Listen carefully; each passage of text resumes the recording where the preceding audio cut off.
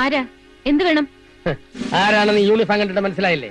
കാര്യം ഞാൻ പറയേണ്ടവരോട് പറഞ്ഞോളാം. ജീവനില്ലേ? അയ്യേ, ജീവനില്ലെങ്കിൽ ഞാൻ പിന്നെ ഇങ്ങനെ എഴുന്നേറ്റ് നിൽക്കൂ? അധികം വളയാടി, ആരെങ്കിലും കൊയ്തോണ്ട് പോവും. ഇമ്മോറൽ ട്രാഫിക്കിന് നിന്നെ ഞാൻ പൊക്കും. എന്നെ പൊക്കാനുള്ള കപ്പാസിറ്റി ഒന്നും നിങ്ങൾക്കില്ല. ജീവ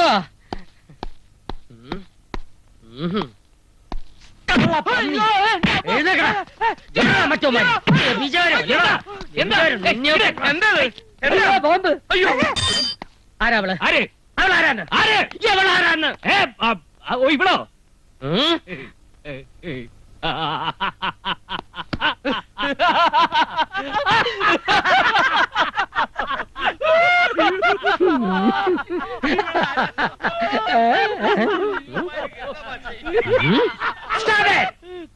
ഒട്ടിച്ചിരിച്ചെന്നെ സൂചിപ്പിച്ച് മടക്കി വയ്ക്കാമെന്ന് കരുതണ്ട.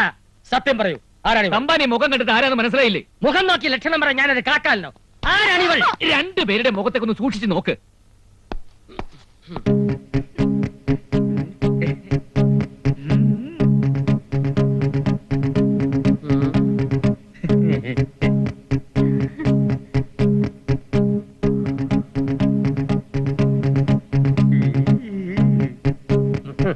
രണ്ട് മുഖത്തും മീശയില്ല.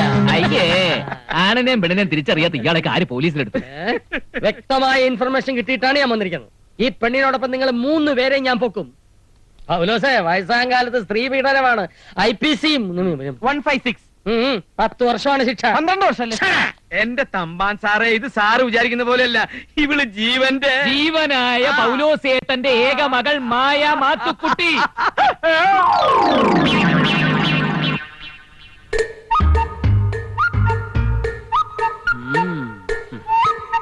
ആണോടോ?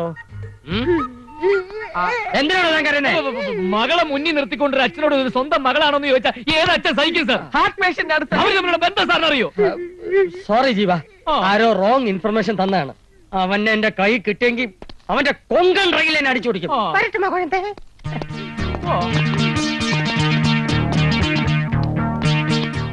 അപ്പച്ചാ,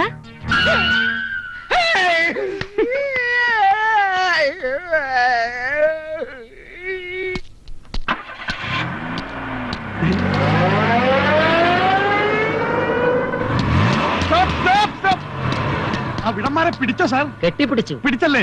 പിടിച്ചക്ക് നല്ല ഇടി കൊടുക്കണം. എങ്കയോ കേട്ട കുറൽ. ഒരിക്കൽ കൂടി ആ ശബ്ദം പുറപ്പെടുവിക്കൂ. താനാണ് ആ വലിവുള്ള പൗരനല്ലേ? അതെ സാർ.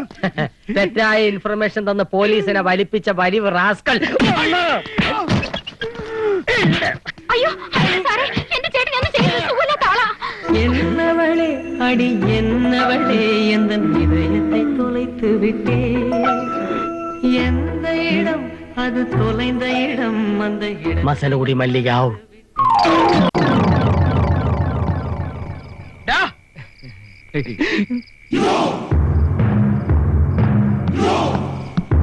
ഇത് പിടി.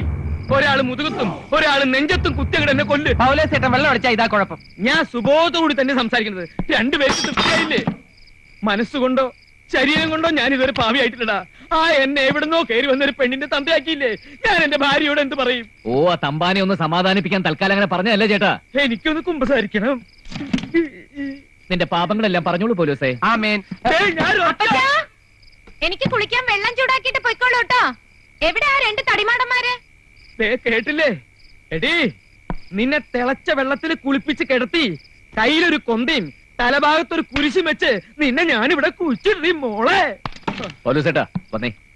പൗലോസേട്ടൻ ഇനി അവൾക്ക് വേണ്ടി വെള്ളം തിളപ്പിക്കേണ്ടി വരില്ല. പിന്നെ നീ തിളപ്പിക്കോ? അതല്ല, എതിരാളിയോടുള്ള എല്ലാ ശ്രമങ്ങളും പരാജയപ്പെടുമ്പോ ജയിക്കുന്ന ഒരൊറ്റ ശക്തിയേ ഉള്ളൂ, സ്നേഹം. സ്നേഹിച്ച് സ്നേഹിച്ച് നമ്മൾ അവളെ ഒഴിവാക്കും.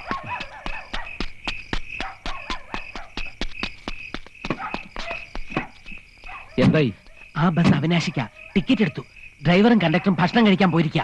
യാത്രക്കാർക്ക് നല്ല ഉറക്കാം. ഇനി അഥവാ ആരെങ്കിലും ഉണർന്നാൽ തന്നെ രോഗിയാണെന്ന് കള്ളം പറയാം. എങ്കിൽ പിന്നെ ശവത്തിനെ പിടിച്ച് കേട്ടടാ. അപ്പൊ നീ അവളെ കൊന്നോ? പിണ്ടാരുടെ മാപ്പിളെ ഞാൻ ആരെയും കൊന്നിട്ടില്ല.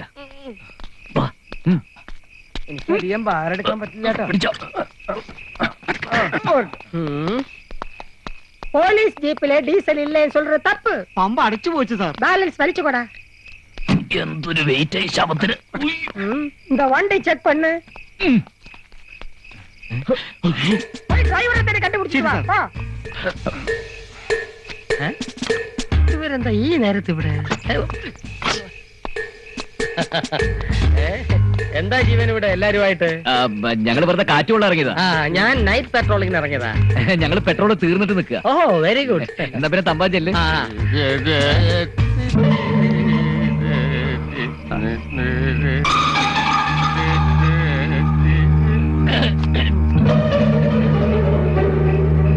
ഇതാരാ?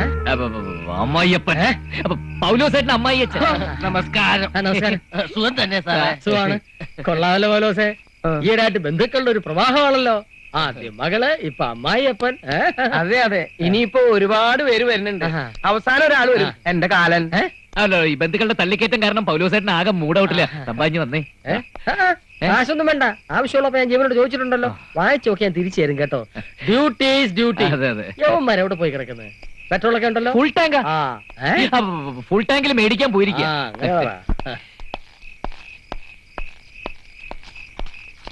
പോയി. നമസ്കാരം.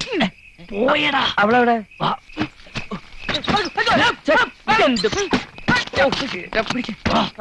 പെട്ടെന്ന് കേട്ടോ.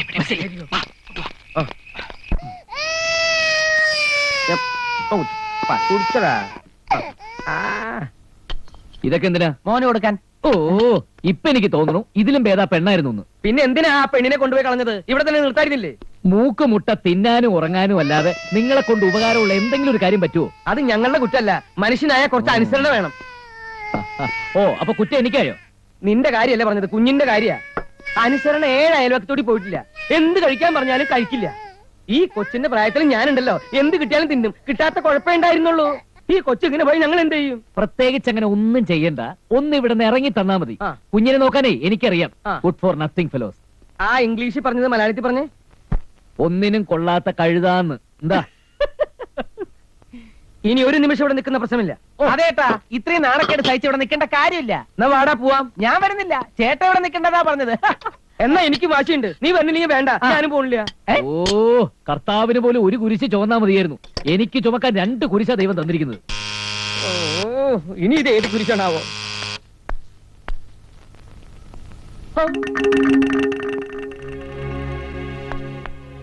വേറൊരു കുരിശ് കൊടയും പിടിച്ചു വന്നിരിക്കണു. ആര്? ആരായിരിക്കും? എനിക്കെങ്ങനെ അറിയാം? ഞാൻ പറയട്ടെ.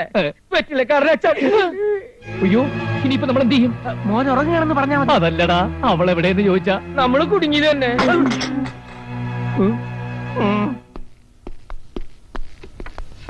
കണ്ടതിൽ വലിയ സന്തോഷം.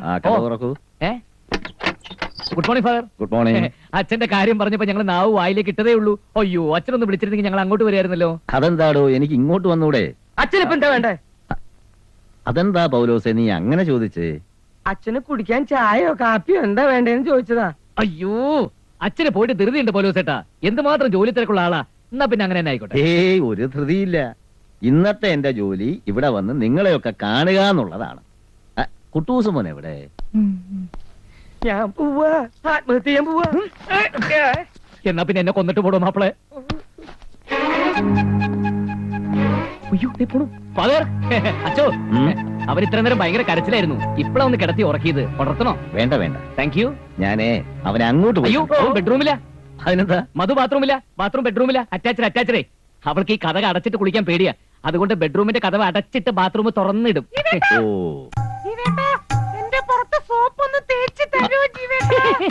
നീ ഇവിടുന്ന് വേഗം ഇറങ്ങി വന്നേ. ഇതാരാ വന്നിരിക്കുന്നത് നോക്കിയേ, നമ്മുടെ അച്ഛൻ. അച്ഛനെ കാണാൻ എനിക്ക് കൊതിയായി. അച്ഛനോട് ഒരു 4 മണിക്കൂർ ഇരിക്കാൻ പറയൂ ജീവേട്ടാ. 4 മണിക്കൂർ കുളിയോ? മധുവിന്റെ കുളി അങ്ങനെ അച്ചോ. ആദ്യം ഇലത്താളി, പിന്നെ പയറുപൊടി, പിന്നെ ചീവിക്കാപ്പൊടി, അത് കഴിഞ്ഞ് മഞ്ഞപ്പൊടി ഇട്ടൊരു തേപ്പ, പിന്നെ മുളക് പൊടി ഇട്ടൊരു തേപ്പ. പൗലോസേട്ടന്റെ തമാശ. ഏതായാലും അവള് കുളി കഴിഞ്ഞ് വരട്ടെ, കണ്ടിട്ട് പോവാം. എന്താ ഉണ്ടിട്ട് പോവാ? അതും ആകാം പൗലോസേ. അതും ആവാല്ലേ. ജീവേട്ടാ, അപ്പുറത്തെ വീട്ടില് വസൂരിയുള്ള കാര്യം അച്ഛനോട് പറയല്ലേ. അച്ഛൻ പേടിച്ച ഉടനെ തന്നെ പൊക്കളയും. അയ്യോ, എന്തിനാ നീ ഇപ്പൊ ഇതൊക്കെ പറയുന്നത്? തൊട്ടടുത്ത വീട്ടിൽ ആളെ എലിപ്പനി വന്ന ചത്ത കാര്യം പോലും ഞാൻ അച്ഛനോട് പറയാതിരിക്കുക. ആര്? അപ്പൊ അലക്കേരം കടപ്പയ്യ. ആ, ആ. ഞാൻ ഇറങ്ങട്ടെ ജീവ, ഒരുപാട് സ്ഥലങ്ങളിൽ പോകാനുണ്ട്. ശരി ഫാദർ. മോളെ അച്ഛൻ ഇറങ്ങുക. ആ. പോയിട്ട് പിന്നെ വരാം. നീ വിശാലമായിട്ട് കുളിച്ചോ. മോളെ അച്ഛനെ ഇറങ്ങാന്ന്. ആ താങ്ക് യു. ആ പിന്നെ എന്റെ കൂടെ ആള് കൂടെ ഉണ്ട്. അയ്യോ, പുറത്ത് നിൽക്കുക, പരിചയപ്പെടുത്താൻ മറന്നു. അപ്പൊ വിളിച്ചുകൊണ്ട് വരായിരുന്നില്ല അച്ഛോ? വിളിക്കാം. കുട്ടി, അയ്യോ.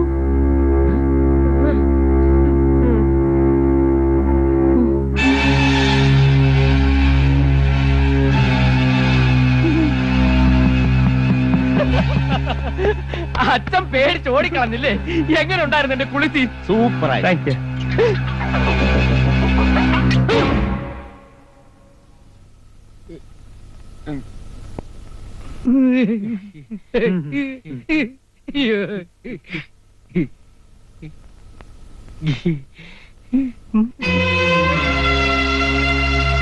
ആ. ഈ പെണ്ണ് നിന്റെ ആരാ? ഉം? അത് പിന്നെ അച്ഛൻ ഞാൻ നീ താലി കെട്ടിയ ഭാര്യ. അന്തസ്സുള്ള ഒരു ഭർത്താവ് ചെയ്യുന്ന പ്രവൃത്തിയാണോ നീ ചെയ്തത്? ക്ഷമിക്കണം അച്ഛ, ഒരു അബദ്ധം പറ്റിയ ഇവരെക്കാൾ പ്രായവും പക്വതയുള്ള ആളല്ലേ പൗലോസേ താൻ?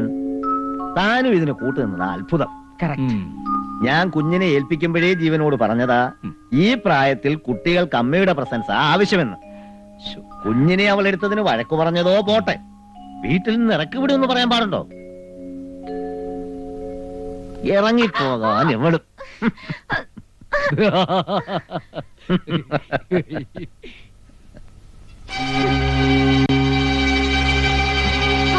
ഫാദറിന് കേൾക്കണോ? എപ്പോഴും എന്നോട് ഇവിടുന്ന് ഇറങ്ങിപ്പോടി, നീ എന്റെ ഭാര്യയല്ല, എന്റെ കുട്ടിയെ തൊട്ട നിന്നെ തട്ടിക്കളയുന്നൊക്കെ പറയും ഫാദർ. ഇവർ രണ്ടുപേരും ജീവേട്ടന്റെ സൈഡാ. നിങ്ങളാ ജീവനെ വഷളാക്കുന്നത്. അയ്യോ, സ്നേഹം കൂടുമ്പോ മനുഷ്യൻ പൊസസീവ് ആവും. പക്ഷെ അത് ഓവറാവരുത്. മേലിൽ ഇങ്ങനൊരു കാര്യത്തിന് എന്നെ ഇവിടെ വരുത്തരുത്. വരുത്തിയാൽ ഞാൻ തിരിച്ചു പോകുന്നത് കുഞ്ഞിനെയും കൊണ്ടായിരിക്കും. അതിനുള്ള അധികാരം എനിക്കുണ്ട്. Mind it. മനസ്സിലായോ എല്ലാവർക്കും? ശരി.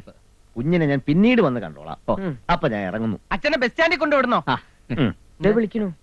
എനിക്ക് നിന്നെ വിശ്വാസം പോലെ ബസ് സ്റ്റാൻഡിലേക്കെന്ന് പറഞ്ഞ് സെമിത്തേരിയിലേക്കായിരിക്കും കൊണ്ടുപോകുന്നത്. കാഞ്ഞ വിത്താനി. താനും മോശമല്ല.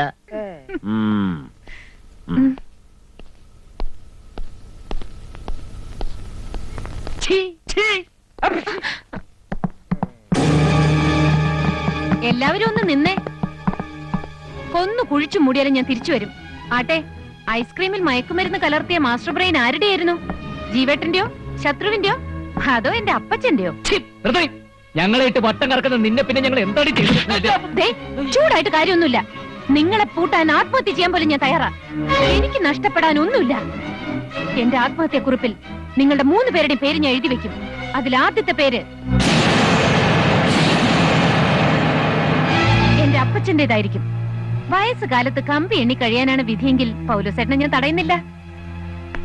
ഒന്നിനെയും ഞാൻ വെറുതെ വിടില്ല.